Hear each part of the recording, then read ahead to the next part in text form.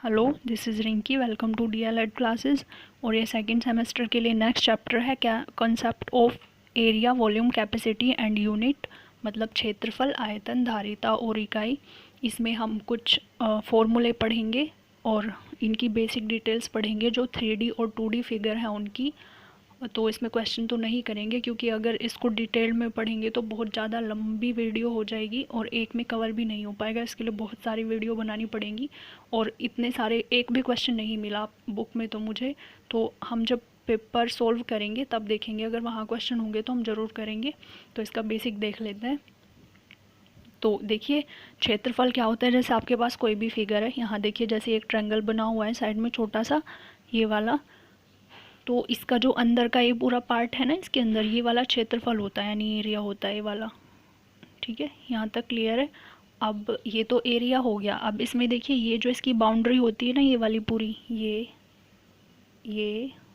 और ये जो पूरी बाउंड्री होती है इसको पेरीमीटर बोलते हैं, मतलब परिमाप। ठीक है, तो अगर आपको कोई भी फिगर दे और उसका परिमाप पूछे तो आपको अगर कोई फॉर्मूला भी याद नहीं है तो आप सिंपली उसकी ये जो सारी साइड होती है ना उन्हें ऐड कर दीजिए। मतलब उसकी जितनी भी बाउंड्री है उसमें जितनी भी साइड आती हैं बाउंड्री में, यानी पूरी बाउंड्री ही टोटल वो पेरीमीटर होती है। तो आप सबको साइड को ऐड करेंगे तो वो पेरीमीटर ही आ जाएगा आपका। अब देखिए, जो आपकी 2D फिगर होते हैं, जैसे ये ट्रायंगल है ना, इसमें आपकी सिर्फ लेंथ और विड्थ है, यानी लंबाई और चौड़ाई है। इसमें ऊंचाई दिखती है आपको कहीं? यानी जितने भी आपके प्लेन फिगर होता है ना, जैसे आपका ये पेज है मान लीजिए, ये आपका 2D में ही तो आएगा क्योंकि इसमें सिर्फ लेंथ है आपकी ये वाली, और जो ये वाली है ये आपकी विड्थ हो जाएगी ऐसे, है ना। तो ये 2D फिगर हुआ। और 3D फिगर वो होते हैं जिसमें 3 डायमेंशन हो आपकी, यानी लेंथ भी हो, यानी लंबाई, चौड़ाई और ऊंचाई तीनों चीज़ हो। जैसे आपकी मान लीजिए अगर इस बुक की बात करें हम, देखिए जिसके ऊपर ये पेपर रखा है मैंने, अगर इस वाली बुक की बात करते हैं हम, तो ये 3D है। कैसे? देखिए, ये वाली तो इसकी लेंथ हो गई, जो ऊपर का प्लेन फिगर है लेंथ और मतलब लंबाई, ये वाली चौड़ाई। और अगर हम इसकी ये वाली, ये जो इतनी मोटी बुक है ये, अगर इसकी बात करें ये वाली, तो ये इसकी हाइट हो जाएगी। ठीक है, तो ये आपका 3D फिगर है। तो 3D फिगर का ही आप वॉल्यूम निकालते हो, 2D फिगर का नहीं निकालते हम वॉल्यूम, क्योंकि ये तो प्लेन फिगर होता है, इसमें आप क्या रख सकते हो? कुछ भी नहीं, है ना। अब तो चलिए स्टार्ट करते हैं। तो जब हम क्षेत्रफल निकालते हैं तो क्वेश्चन में क्या करते हैं, ये एक एक नंबर में ऐसे क्वेश्चन बहुत आते हैं इसमें से, कि जैसे ये आपका 1 वर्ग मीटर है ना, तो हमें क्या दे देगा, ऐसे डेसीमीटर में दे देगा कुछ भी क्वेश्चन में, और फिर जो आंसर पूछेगा वो वर्ग मीटर में पूछेगा या फिर किसी और यूनिट में। तो अगर हमें ये ही नहीं पता तो वहीं पे क्वेश्चन गलत हो जाएगा, है ना। और एक नंबर में भी दे देता है कि 1 मीटर में कितने सेंटीमीटर, ऐसे कुछ करके। और लास्ट ईयर तो सेकेंड सेमेस्टर में ये वाला आया भी था कि 1 हेक्टेयर में कितने स्क्वायर मीटर यानी कितने वर्ग मीटर होते हैं, इसके ऊपर बेस्ड क्वेश्चन था। वो मल्टीपल चॉइस में ही था शायद, या फिर वो वेरी शॉर्ट में। तो एक बार देखते हैं, ये क्षेत्रफल की कुछ वही यूनिट है, इकाई है, मतलब मात्रक। तो 1 वर्ग मीटर में कितने डेसीमीटर स्क्वायर होते हैं? 100। ठीक है, 1 स्क्वायर मीटर में 100 डेसीमीटर स्क्वायर होते हैं।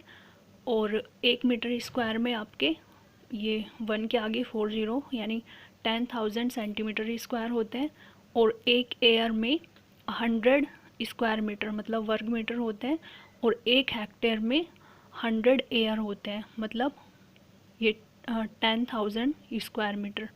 यहाँ तक क्लियर है? ये आप याद कर लेना, या फिर देखिए मैं आपको एक टेबल ये जो आपको दिख रहे हैं यहाँ पर, ये किलो, हेक्टो, डेका, यहाँ पर इकाई यानी यूनिट, और फिर डेसी, सेंटी, और ये वाला मिली होता है।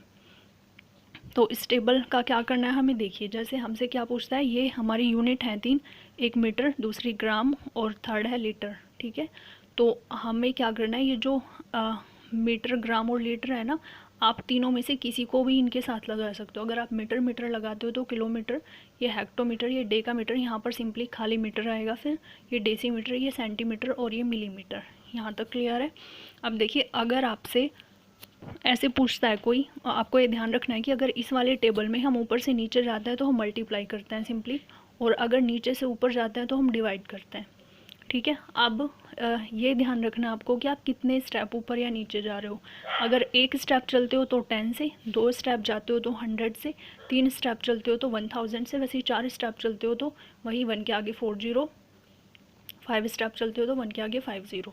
यहाँ तक क्लियर है। अब देखिए कैसे होते हैं, जैसे आपसे पूछा 1 मीटर है, इसमें आपको सेंटीमीटर बताने हैं। तो देखिए मीटर कहाँ पर है, यहाँ पर यूनिट में आपको क्या बताना है, सेंटीमीटर। तो आप यहाँ से नीचे चले ना, 1 2 स्टेप चले, ठीक है, यानी आपको मीटर से सेंटीमीटर बनाना है। तो आप यहाँ से 1 2 स्टेप चले और नीचे की साइड चले। नीचे की साइड है तो मल्टीप्लाई किया और 2 स्टेप चले तो 100 से, है ना। तो आपने बताया 1 मीटर में कितने सेंटीमीटर हुए, 100। यहाँ तक क्लियर है। एक और देखते हैं, एक डेसीमीटर है यहाँ पर, उसमें आपको मिलीमीटर बताने हैं। तो देखिए डेसी, ये मीटर, ग्राम, लीटर तो आप कोई सा भी लगा सकते हो, ये भी मीटर है और ये भी मीटर है। तो आपको बताना है 1 डेसीमीटर, डेसीमीटर यहाँ पर हुआ। उसके बाद आपको मिलीमीटर बताना उसमें, यानी 1 2 स्टेप चले आप, 2 स्टेप चले और नीचे की साइड चले तो वही 100 से मल्टीप्लाई करेंगे, है ना। अब 1 के साथ जब आप 100 से मल्टीप्लाई करते हो तो 100 ही आता है ना, क्योंकि यहाँ पर ये भी 1 मीटर था और ये यहाँ पर 1 डेसीमीटर है। अब नेक्स्ट वाला देखते हैं, 10 डेकाग्राम है आपका। तो डेका देखिए कहाँ पर है, ये रहा, है ना, ये डेकाग्राम हो गया आपका। और आपको इसको ग्राम में चेंज करना है, ग्राम आपका यहाँ पर है यूनिट में। तो आप यहाँ से सिंपली कितने स्टेप चले, 1 स्टेप चले नीचे की साइड तो मल्टीप्लाई करेंगे कितने से, 1 स्टेप चले तो कितने से करते हैं, 10 से। तो वही ये 10 पहले से दे रखा था क्योंकि हमसे 10 डेकाग्राम में पूछा था और हम 1 स्टेप चले तो 10 से मल्टीप्लाई की। तो ये 10 10 100 लिख सकते हो, या फिर ऐसे भी ठीक है। अब 1 मीटर में आपको किलोमीटर बताने कितने होते हैं। तो देखिए मीटर कहाँ पर है, यहाँ पर यूनिट में, है ना। और किलोमीटर देखिए ऊपर चले, 1 2 3 स्टेप चले तो 3 स्टेप चले तो 1000 से करते हैं, क्या करना है, ऊपर जा रहे हैं तो डिवाइड करते हैं। तो 1000 से जब हम 1 को डिवाइड करेंगे तो देखिए 1/1000 आ जाएगा। आगे आप सोल्व कर सकते हो। और वैसे ही 1 मिलीलीटर को देखते हैं, मिलीलीटर यहाँ पे हो जाएगा, उसको किस में चेंज करना है, लीटर में। तो मिलीलीटर यहाँ पर, इसको किस में चेंज करना है, मीटर में। तो हम कितने स्टेप चलते हैं, देखिए 1 2 3 स्टेप चले ना। 3 स्टेप चलने के लिए क्या करते हैं, 1000 से, और ऊपर जा रहे हैं तो डिवाइड करेंगे। तो 1 को 1000 से डिवाइड किया तो क्या आ जाएगा यहाँ पर, ये आ जाएगा आपका 0.0001, ठीक है। वैसे आप इसको सोल्व कर सकते हैं। यहाँ तक क्लियर है। अब देखिए एक और चीज़ है, जैसे आपको अगर ये तो हमारे सिंपली सिंगल थे, यानी मीटर डेकाग्राम ऐसे सब, अगर ये भी स्क्वायर हो और फिर उसको चेंज भी स्क्वायर में ही करना हो तब कैसे करते हैं। देखिए आपका 1 मीटर स्क्वायर है ना, तो आप इसको ऐसे लिख सकते हो, यहाँ पर ये 1 मीटर और फिर एक और 1 मीटर लिख सकते हो ना आप इसको ऐसे, है ना। 1 1 तो 1 ही होता है, ये भी मीटर ये भी मीटर। अब देखिए इसको हम 1 मीटर स्क्वायर भी पढ़ सकते हैं, कोई प्रॉब्लम है नहीं। तो अब देखिए आप इस मीटर को सेंटीमीटर में अगर कन्वर्ट करते हो, ये मीटर यहाँ पर सेंटीमीटर, 10 से मल्टीप्लाई हो जाएगी। तो देखिए 1 मीटर में 10 सेंटीमीटर हुए, यहाँ तक क्लियर। उसके बाद इस वाले 1 मीटर में भी 10 सेंटीमीटर हुए, है ना। अब ये भी सेंटीमीटर ये भी सेंटीमीटर, तो ऐसे लिखूँ, ये भी सेंटीमीटर और ये भी सेंटीमीटर, है ना। तो 10 10 कितने हो गए, 100, और ये भी दोनों सेंटीमीटर हैं तो इसका स्क्वायर कर देते हैं। तो देखिए जो 1 मीटर स्क्वायर है उसमें 100 सेंटीमीटर स्क्वायर होते हैं। तो यहाँ तक क्लियर है, इसका भी ध्यान रखना है आपको। अगर वैसे क्यूब होता ना तो हम इसको जो ये मीटर है इसको ऐसे ही 3 बार लिखते, अगर पावर 3 होता फिर वैसे ही 10 10 और फिर 10, तो वो सेंटीमीटर क्यूब हो जाता और यहाँ पर एक 0 और ऐड हो जाती। तो यहाँ तक क्लियर है। अब कुछ इसके फिगर देखते हैं कैसे होते हैं। देखिए सबसे पहले हमारा ट्रायंगल, वैसे मोस्टली जो क्वेश्चन आते हैं वो ट्रायंगल या फिर रेक्टेंगल, स्क्वायर, यहाँ पर इन्हीं सब में से आते हैं ज़्यादातर, इतना टफ पेपर भी नहीं होता है। तो देख लेते हैं हम ट्रायंगल। ट्रायंगल आपके क्या होता है, जिसमें 3 साइड हो, है ना, वो ट्रायंगल है। और ट्रायंगल अगर साइड के बेस पे देखें तो हमारे 3 होते हैं। एक होता है समबाहु यानी इक्विलेटरल ट्रायंगल, जिसकी तीनों साइड इक्वल हो। फिर दूसरा होता है समद्विबाहु, जैसे ये है आपका सेकंड वाला, यानी जिसकी 2 साइड इक्वल हो कोई सी भी, आइसोसेल्स ट्रायंगल बोलते हैं उसको। और फिर थर्ड वाला होता है, और ये तो विषमबाहु होगा, मतलब जिसमें एक भी साइड आपकी इक्वल ना हो, और ये ऐसा वाला बनता है, क्लियर है। तो जिसकी एक भी साइड इक्वल ना हो वो विषमबाहु ट्रायंगल यानी त्रिभुज होता है। अब देखिए फिर उसके बाद रेक्टेंगल पे आते हैं। इसकी कुछ प्रॉपर्टी ऐसे ही बता देती हूँ मैं कि ये जो समबाहु त्रिभुज है इसकी तीनों साइड इक्वल। तो ट्रायंगल में क्या होता है कि अगर जो साइड जितनी बड़ी होगी उसका अपोजिट एंगल भी उसी के अकॉर्डिंग बड़ा या छोटा होता है ना। तो देखिए जैसे ये 5 सेंटीमीटर है, जितना एंगल इसका होगा, अब क्योंकि एक ही तो ट्रायंगल है, अब ये सारी साइड 5 है आपकी, तो इसके जितना एंगल इसके अपोजिट वाला है उतना ही एंगल इसके अपोजिट वाला होगा, क्योंकि ये भी 5 है ये भी 5 है, तो ये भी इक्वल, और ये भी 5 है तो ये भी इक्वल, तो तीनों एंगल इक्वल हो जाएंगे इसके। और एक प्रॉपर्टी ये होती है कि अगर कोई ट्रायंगल है तो उसके जो इंटीरियर एंगल होते हैं इन तीनों का सम 180 होता है। ठीक है, तो यहाँ तक क्लियर है।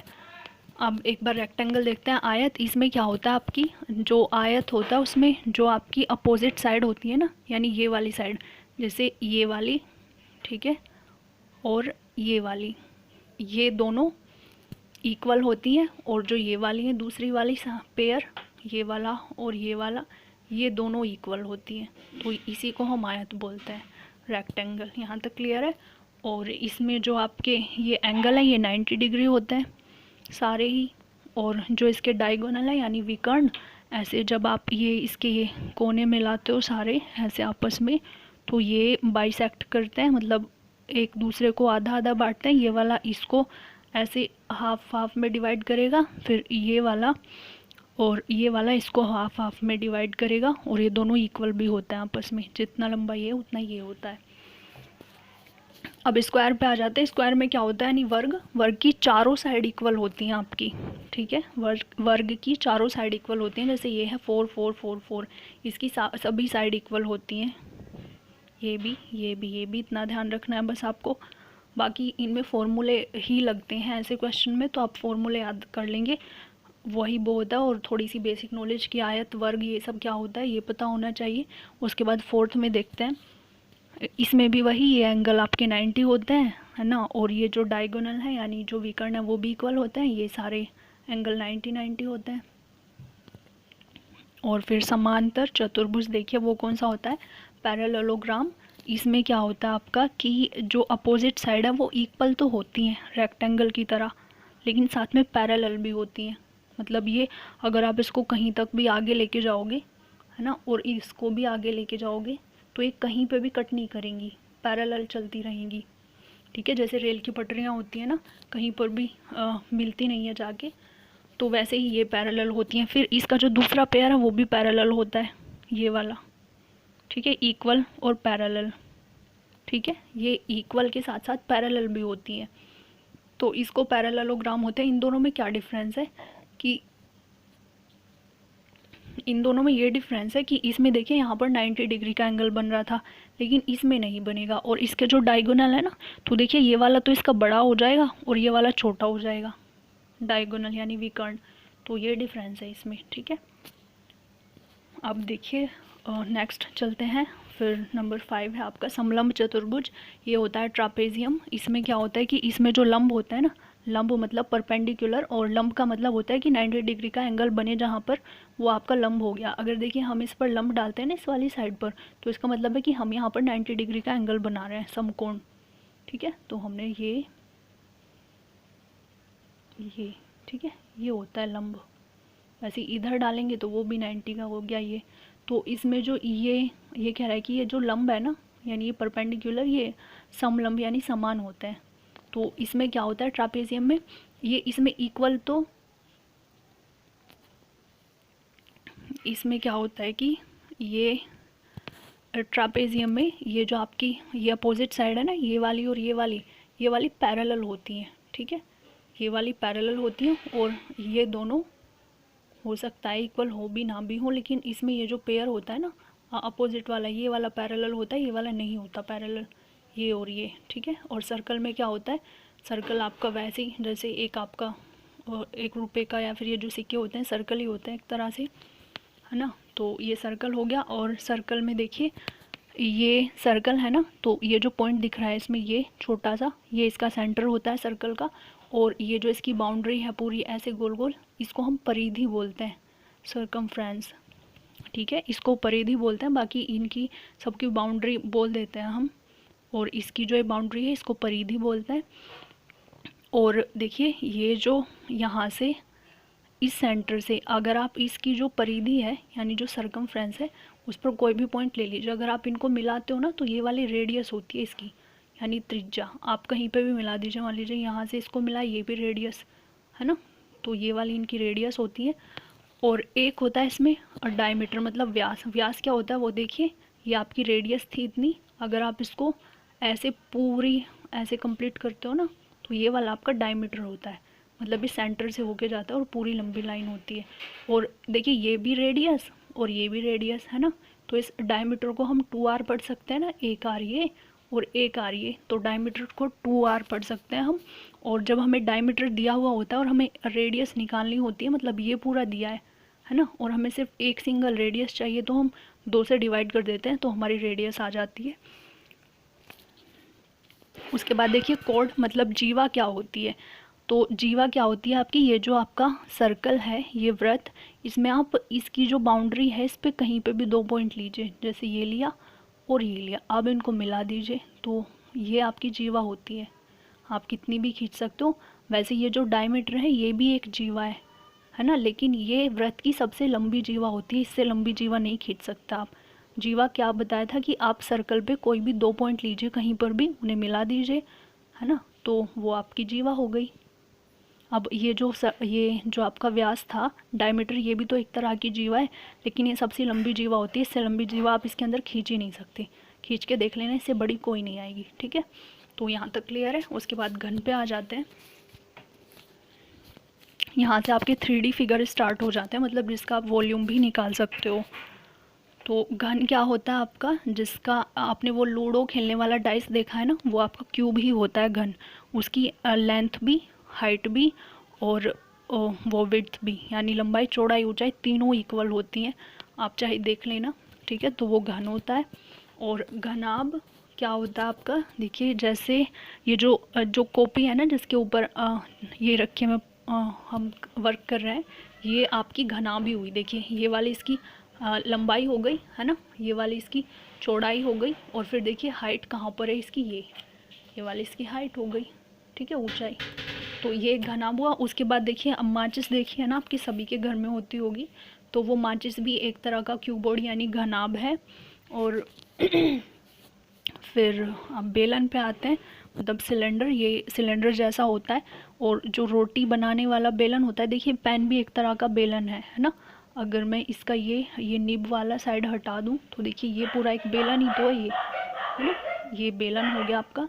तो ये ऐसी शेप होती है इसकी। इसमें क्या होता है आपका, यहाँ पर ये इसकी रेडियस होती है, और ये जितना ऊंचा होता है वो इसकी हाइट होती है, और इसके फॉर्मूले में यही दोनों चीज़ें होती हैं RH, तो आप इनसे सिंपली निकाल सकते हो।